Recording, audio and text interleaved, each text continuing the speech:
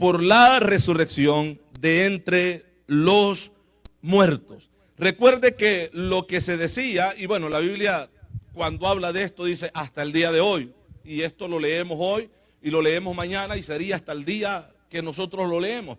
Hasta el día de hoy, los judíos creen que a Jesús se robaron el cuerpo y se lo llevaron a sepultarlo a otro lugar, porque es de esta manera que los líderes religiosos, pagando a la guardia, que dieron el reporte de que resucitó y que un ángel descendió del cielo, removió la piedra y que lo ven salir, le dicen, ustedes tienen que decir que sus discípulos fueron, lo tomaron y se lo llevaron.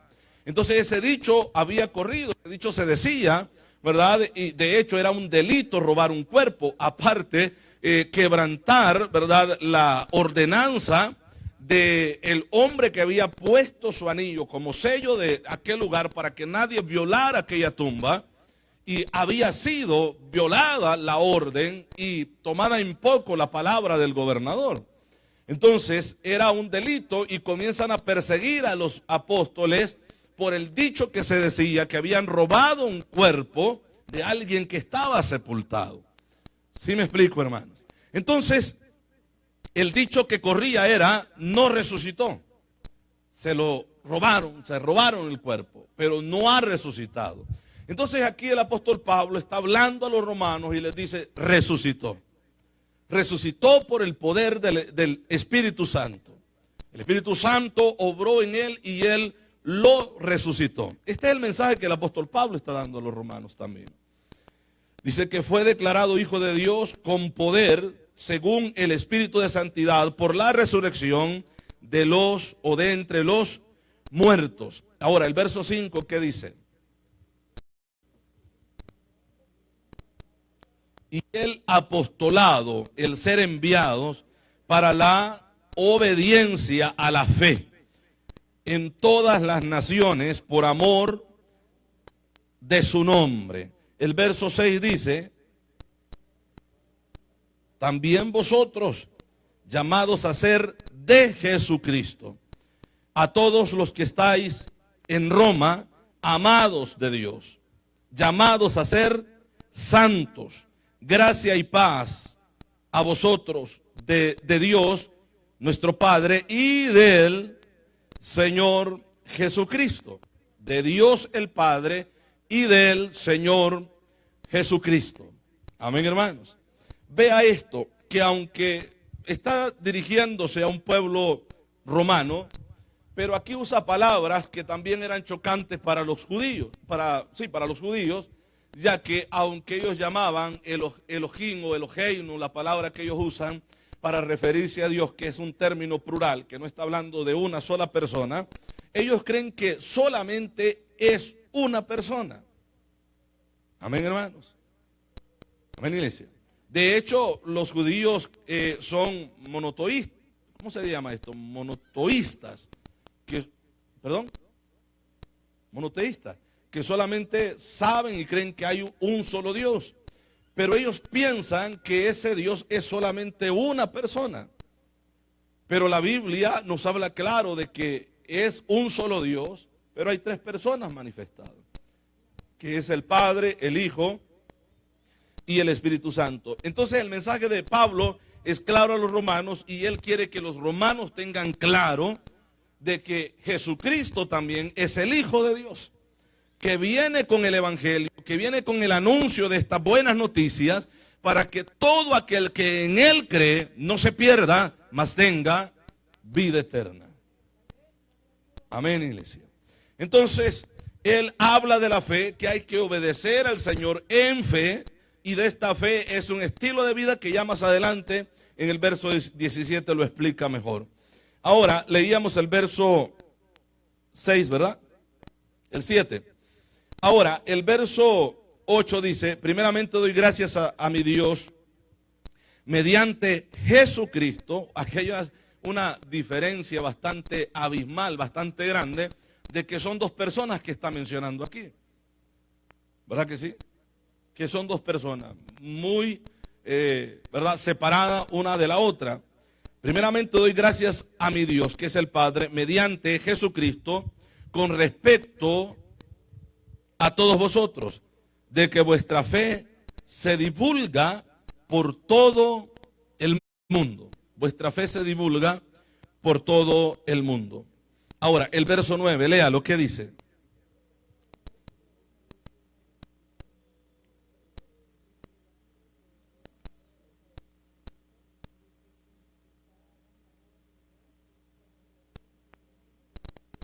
Ahora, vuelve nuevamente a mencionar al Padre y a mencionar al Hijo. El verso 10, rogando.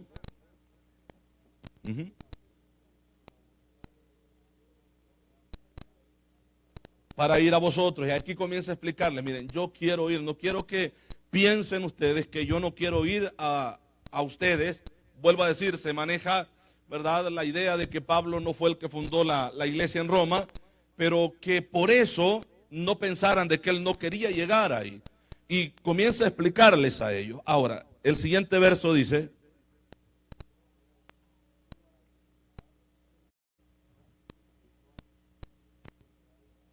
confirmados. Esto es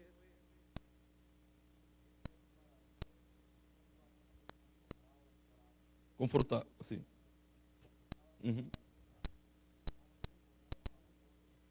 Que nos es común a vosotros y a mí. Una fe común. Estamos viviendo la misma fe.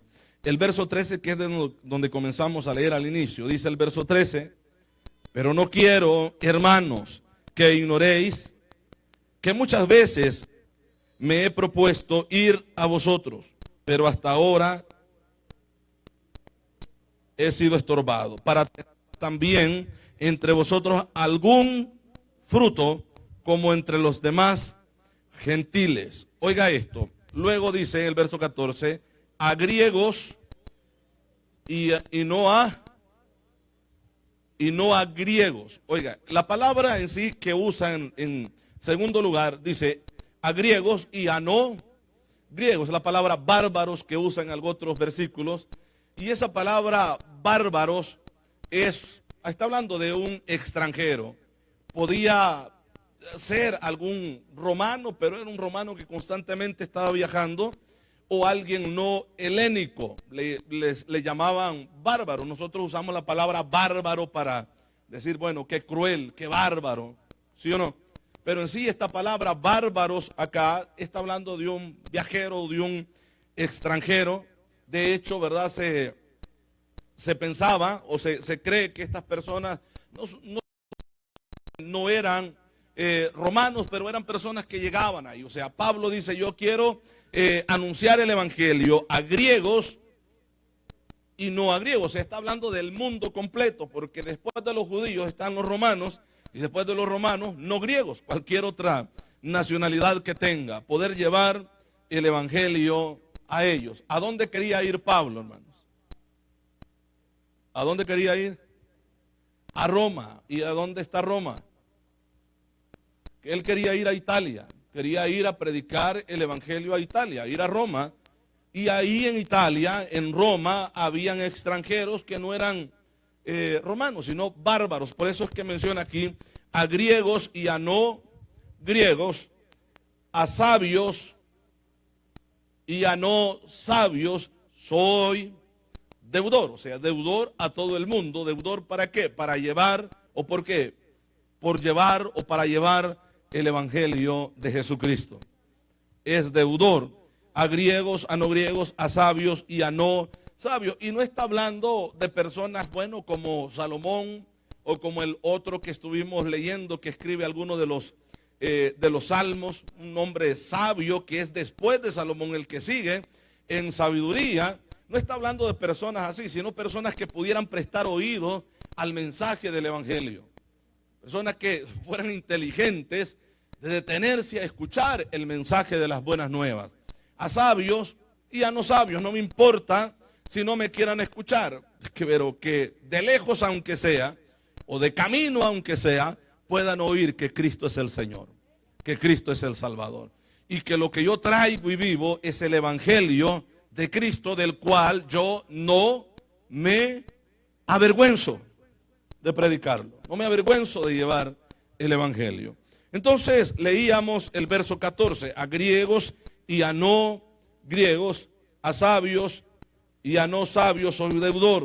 Así que, en cuanto a mí, pronto estoy a anunciaros el evangelio también a vosotros que estáis en Roma. Amén. Ahora, el verso 16 dice: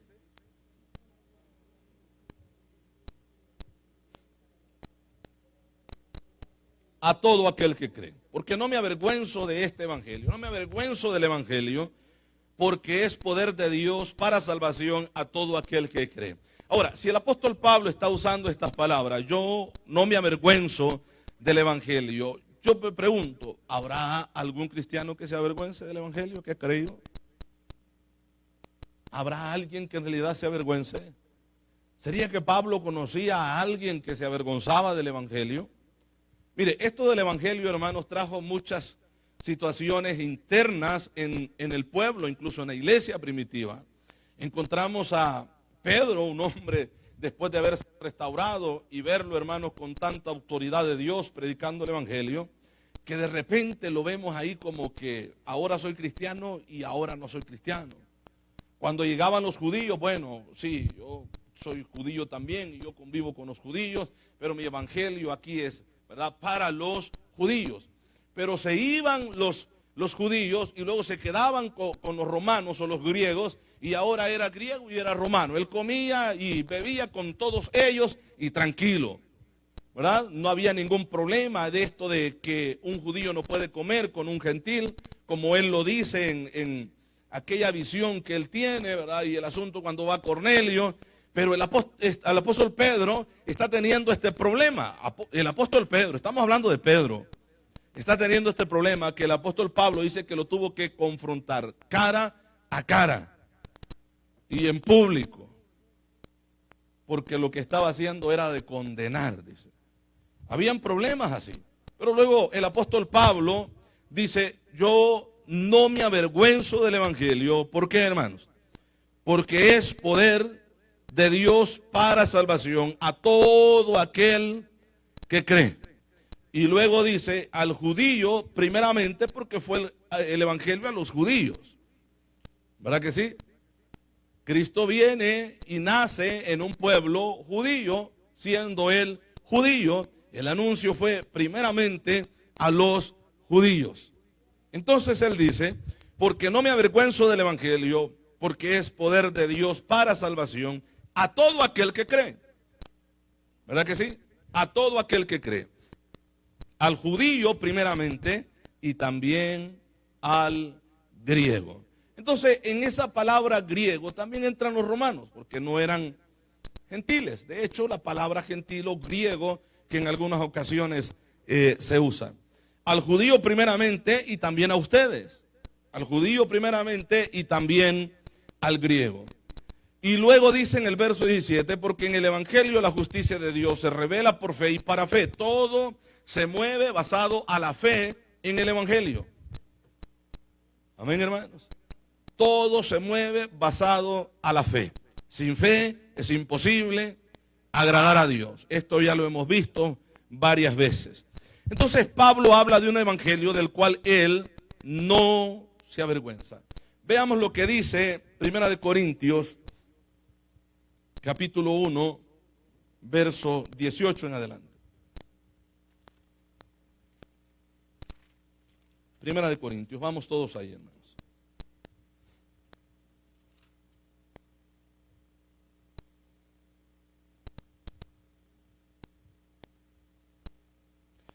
Fíjese que el apóstol Pablo, después de reprender algunos casos muy raros que estaban pasando en la iglesia en Corinto, porque los versículos anteriores él habla de una división que le comunican los hermanos de Cloé, y este grupo de hermanos le dice: mira, Pablo, en Corinto está pasando este problema que es bastante serio, la iglesia se ha dividido, hay grupos diferentes en la iglesia y muchos pelean ser los mejores o los más santos, porque unos dicen que bueno, son de ti porque tú los bautizaste o se convirtieron en tu mensaje.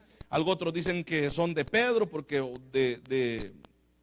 porque bueno, en el mensaje de Pedro ellos se convierten. Otros dicen que bueno, llegó Apolo, y bueno, se convirtieron en el mensaje de él. Así es que la iglesia está dividida. Si nosotros notamos los versículos del 10 en adelante, menciona todo eso. Y luego llegamos al verso 18 y dice de esta manera: porque la palabra de la cruz, ¿qué dice?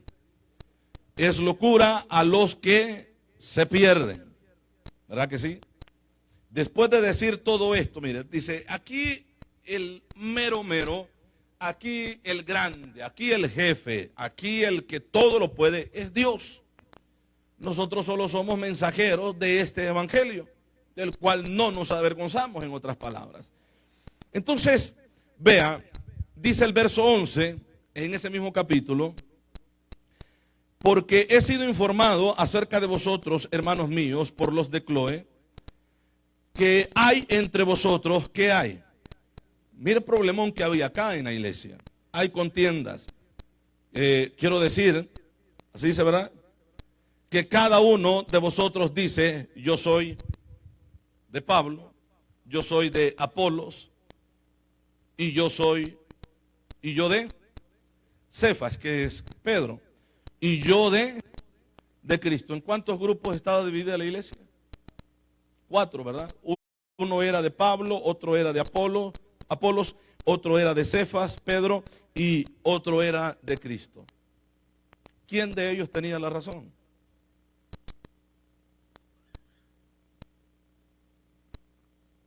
Pues pareciera que los que eran de Cristo, pero el problema es que estaban peleando con nosotros.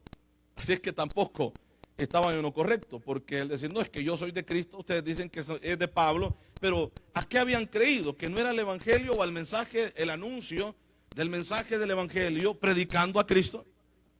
Que no habían recibido a Cristo, o a quién recibieron al predicador o recibieron a Cristo. Pues era Cristo, ¿no?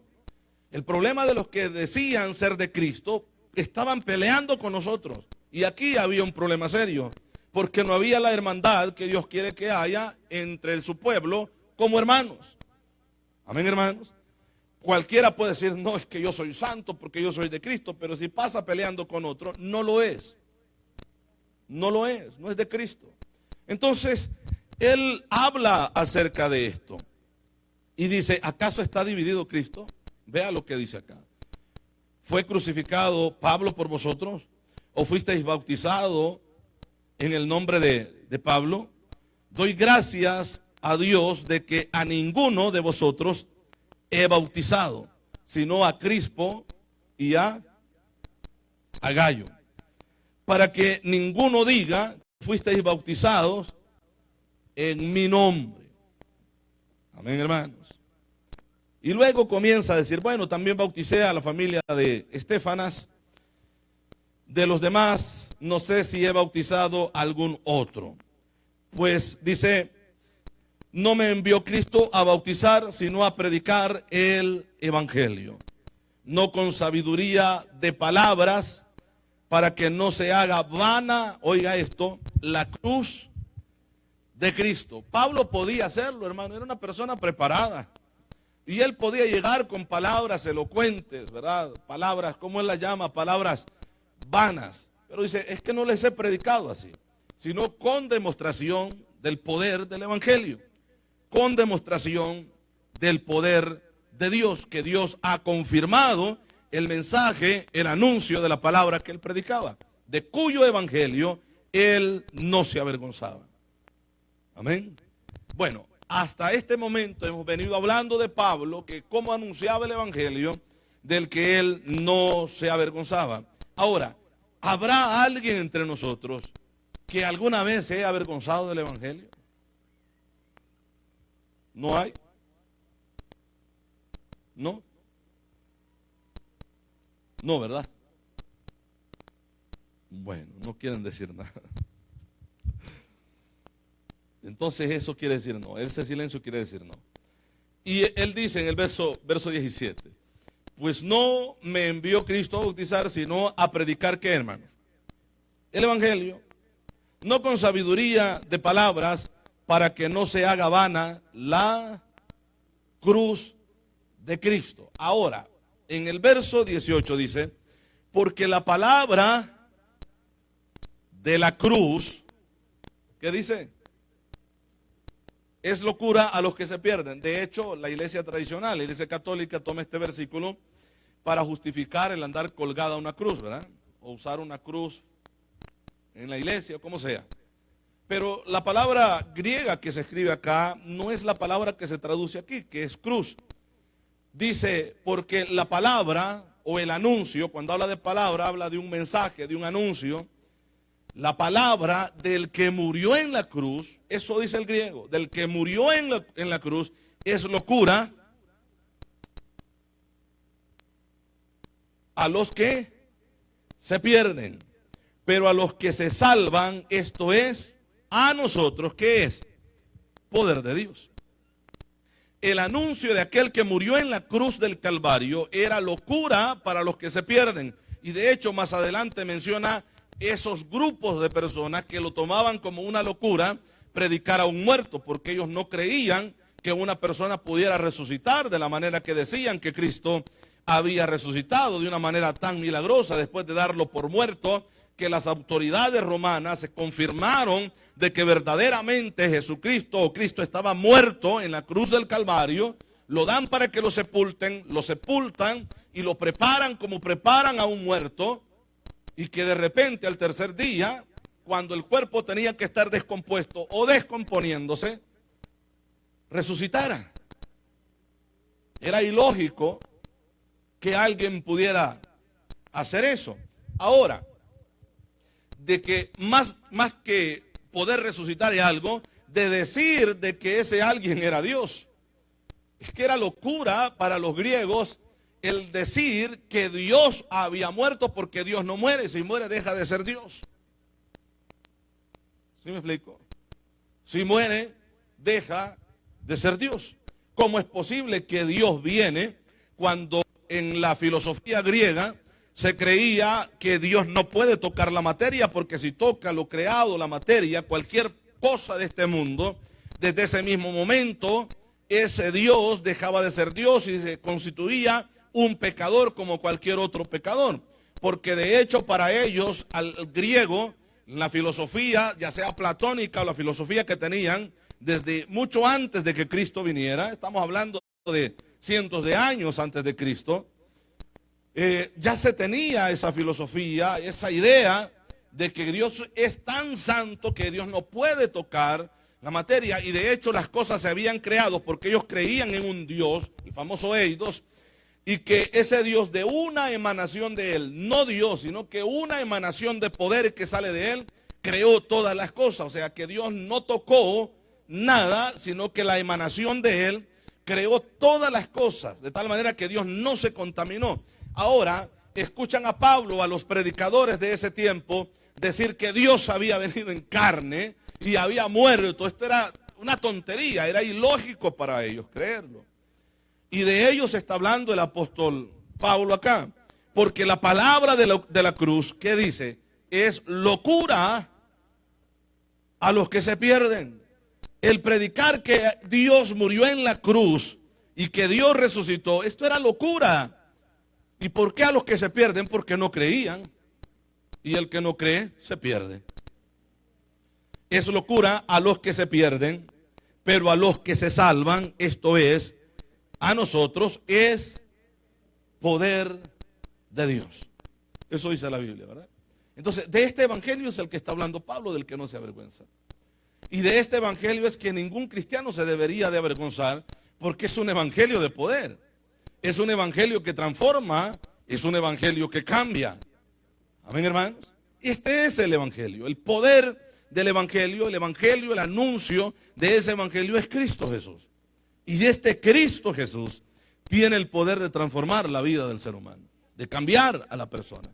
Y una persona, al avergonzarse del evangelio, no es solamente aquel que dice, mira, este es cristiano y luego, ya no soy cristiano. Yo voy a la iglesia, sí, pero ahí de repente me dan privilegio, pero eso no quiere decir que sea cristiano. O sea, no es solamente eso, o de que alguien le diga, mira, háblanos de la Biblia, a ver, es que yo no soy nada. No está hablando de una persona así. Hay personas que se avergüenzan de muchas otras maneras. Amén. del testimonio que andan dando fuera, aunque digan que son cristianos, pero se avergüenzan de Cristo. Porque es posible que acá sea un disfraz que se use de cristiano, pero allá afuera se viva la realidad. Amén. Entonces, dice acá, ¿verdad?, de esa locura que parecía la gente. Pero el verso 19 dice,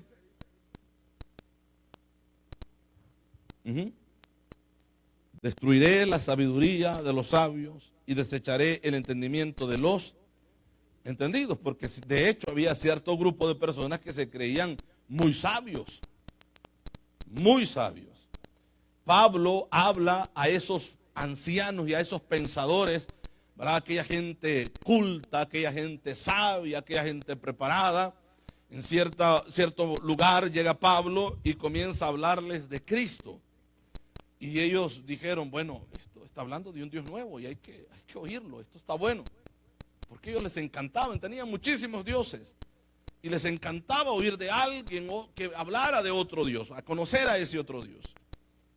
Y él comienza a decirle, yo veía una inscripción que está a la entrada de la ciudad, al Dios no conocido. Y a este Dios no conocido es al que yo les vengo a presentar. Pablo, donde llegaba, predicaba el evangelio.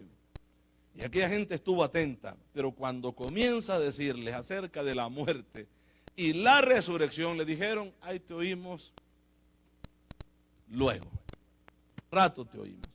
Ya no les pareció la idea de que predicara un Dios que había muerto, porque era locura, es que no entraba en la cabeza de estos grandes sabios. No podía entrar esa idea de que Dios pudiera morir o viniera y se materializara. Como dice Juan, ¿verdad? Dice que el verbo se hizo carne, o sea, eso se hizo materia. Y esto para los griegos, estos sabios, chocaba terriblemente a la idea filosófica que ellos tenían de que Dios no podía tocar la materia, menos o mucho menos entrar a un cuerpo humano. No podía. Entonces le dice, ahí te oiremos más luego. Y lo dejaron, pero algunos creyeron al anuncio del evangelio. Porque Pablo, como dije, donde llegaba predicaba el evangelio, porque él dice claramente que no se avergonzaba del evangelio. No se avergonzaba del evangelio. Entonces, leíamos el verso 19, ¿verdad? El verso 20 dice, ¿dónde está el sabio? ¿Dónde está el escriba? ¿Dónde está el disputador de este siglo? ¿No ha enloquecido Dios la sabiduría del mundo? El verso 21 dice,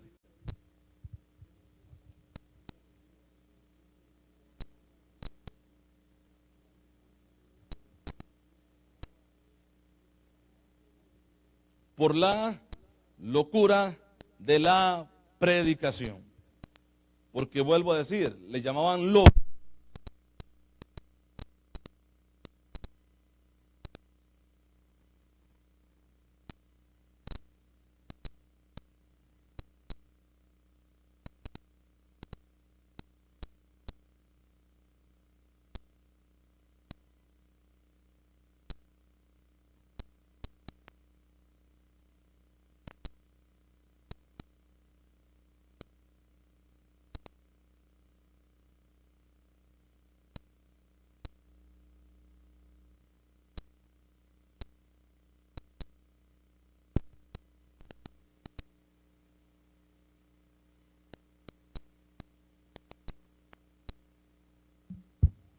¿A quiénes?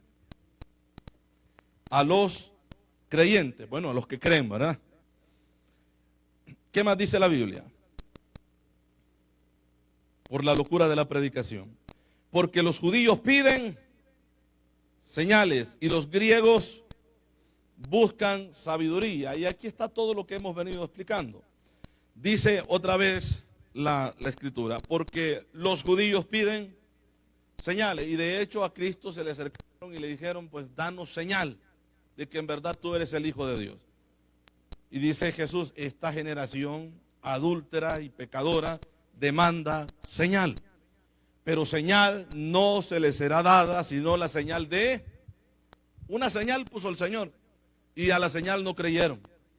Sino la señal de Jonás. Y luego explica que así como Jonás estuvo en el vientre del pez, ¿verdad? 3 días y 3 noches, así convenía que el Hijo del Hombre estuviera en el corazón de la tierra, 3 días y 3 noches, pero al tercer día resucitaría. Esa era la señal para los judíos, de que iba a resucitar, pero no creyeron a ese mensaje y a esa señal. Bueno, aquí habla de los que piden señal. Ahora, luego dice, los judíos piden señal y los griegos buscan sabiduría, porque eran amadores, ¿verdad?, de la sabiduría. Eran hombres que se dedicaban horas, días completos al estudio de la famosa filosofía platónica o la famosa filosofía griega, para entender la razón del ser humano, porque en eso se encargaban, de entender la razón del ser humano, el cuerpo humano, cómo es que vive el hombre, cómo es que puede tener vida en el cuerpo. Y ellos investigaban todo esto, y conociendo muchas cosas que habían averiguado acerca de la existencia del hombre, no se dieron cuenta de que el Dios creador estaba entre nosotros, o entre ellos. Amén, hermanos. Los judíos piden señal y los griegos buscan sabiduría. Y en esa sabiduría que ellos buscaban, trataban de entender cómo era posible que Dios, que no puede tocar la materia, se había encarnado, se había metido en un cuerpo humano que es materia, y desde ese momento tenía que ser pecador y no Dios. Y trataban de darle vuelta al asunto para poder entenderlo, y no lo entendían, porque lo trataban de hacer a través de la sabiduría de ellos. Y Pablo dice, Dios enloqueció la sabiduría de este mundo. Los sabios están locos. Eso es lo que dijo Pablo. La inteligencia y los que ellos creen entender mejores que los demás en conocimiento es nada. Porque Dios, a través de la locura para ellos, de la predicación, ha avergonzado a los sabios y ha salvado a los que han creído al anuncio de la predicación de la cruz, o del que murió en la cruz del Calvario. Amén, hermanos. Entonces, si los judíos piden señal y los griegos buscan sabiduría. Ahora, el verso siguiente dice, pero nosotros predicamos a Cristo crucificado. Este versículo explica el versículo 18. Porque nosotros predicamos a Cristo crucificado. Para los judíos, ciertamente, ¿qué era? Tropezadero, ¿verdad que sí? ¿Por qué? ¿Por qué tropezadero? Porque es que era imposible para los judíos de que Cristo sea el Mesías prometido, el ungido, sea aquel que vendría a libertar al pueblo judío, porque muchos de sus líderes religiosos creían y estaban completamente seguros de que Cristo no había cumplido con las señales proféticas que se había hablado acerca del Mesías, que el Mesías cumpliría. No lo creían. Era imposible para ellos pensar de que, o creer de que un hombre de Galilea, de esa gente chusma, de esos pecadores, de esa gente que no merece, ¿verdad?, un trato decente, se levantara, ¿verdad?, del Mesías, o un profeta por lo menos. Eso le dicen a Nicodemo. Dice, tú has leído que de ahí nunca se ha levantado profeta, porque ellos creían y estaban seguros que Cristo había nacido en Nazaret. Amén. Ignorando, tal vez posible que algunos supieran verdaderamente que Cristo había nacido en Belén, de Judea, pero la mayoría estaba seguro de que Cristo venía de Galilea, de Nazaret, y no de una ciudad donde la Biblia señalaba al Mesías que vendría. Era imposible para ellos aceptar a Cristo como el Salvador, como el Libertador, cuando no estaba cumpliendo las profecías de las Escrituras. Amén, hermanos. Bueno, continuamos. Dice el verso, dice que a los judíos ciertamente tropezadero, y para los gentiles, ¿qué? Locura. Aquí ya no usa la palabra griego, sino la palabra gentil, que es lo mismo. Los griegos, los pecadores, los goínes. De hecho, la palabra gentil es la palabra goín, ¿verdad?, que esto significa pecadores, para los pecadores. Dice la Biblia, en el verso que estábamos leyendo, lo leemos nuevamente, por favor, hermanos. Dice, pero nosotros predicamos a Cristo crucificado, para los judíos ciertamente tropezadero, pero para los y para los gentiles, ¿qué? Locura, más para los llamados, así, judíos como griegos, Cristo, poder de Dios y sabiduría de Dios. Así dice.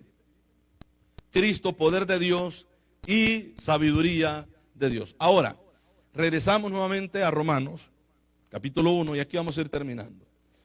El verso 16, ¿verdad? ¿Qué es lo que dice el tema que nosotros tenemos?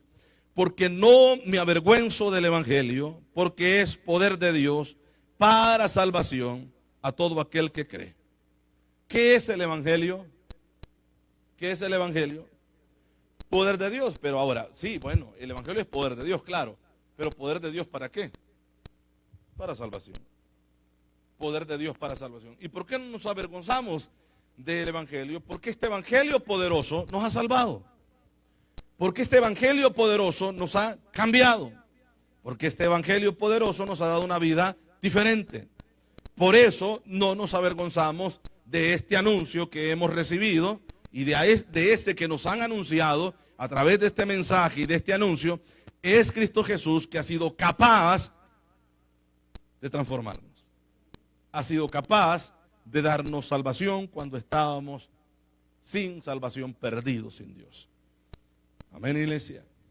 Porque no me avergüenzo del evangelio, porque es poder de Dios para salvación a todo aquel que cree. La salvación y el evangelio se hace poder, hermanos, en la vida de la persona, pero de la persona que cree. Y luego dice al judío primeramente y también al griego. Y ahora él explica a los romanos el estilo de vida de este evangelio. Porque en el evangelio la justicia de Dios se revela por fe y para fe, como está escrito. ¿Qué dice?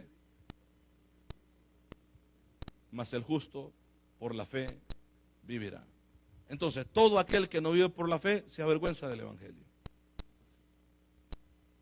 Amén.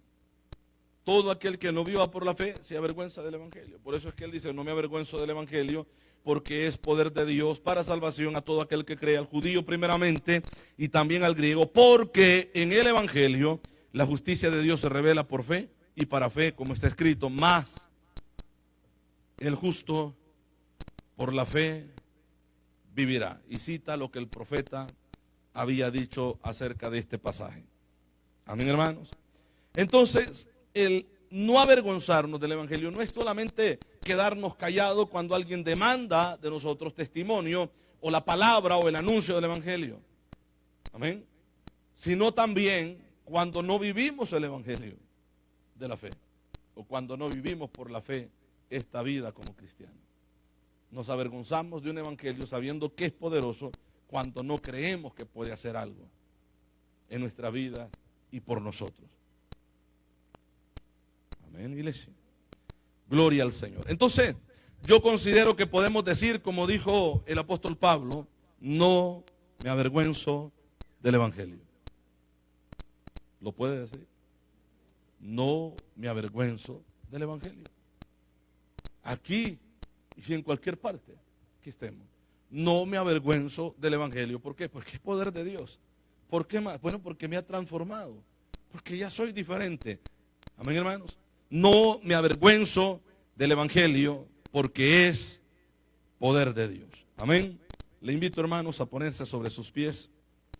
Vamos a orar para quedar despedidos. Y también les pido que oremos por nuestro hermano Eliú. Amén, para que Dios le fortalezca, ¿verdad? A él, a toda la familia, por la pérdida de su padre. Amén.